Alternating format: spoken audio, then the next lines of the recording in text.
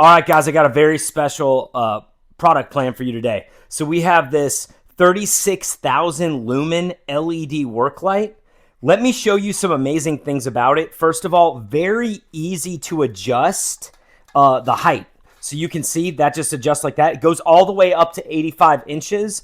I'm going to run it about there just so we can show you how it operates. All three of these lights operate independently. So you can just operate 1, 2, or 3 at a time.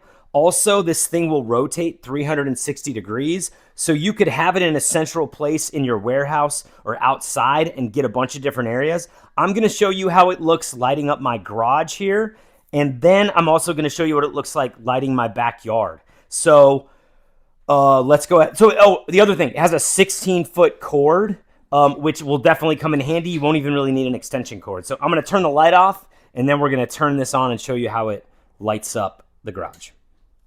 Boom, there's 1, there's 2, there's 3. So this thing completely lights up the whole garage without a doubt, really easy. These things are gonna be, I mean, they're super compact too. I just love how thin they are. Let's go ahead and check the garage, or check the backyard. All right, guys, we're in the backyard. So I'm gonna turn this light off in a second to show you how bright it is just with 1 light, but we'll show it also with 3.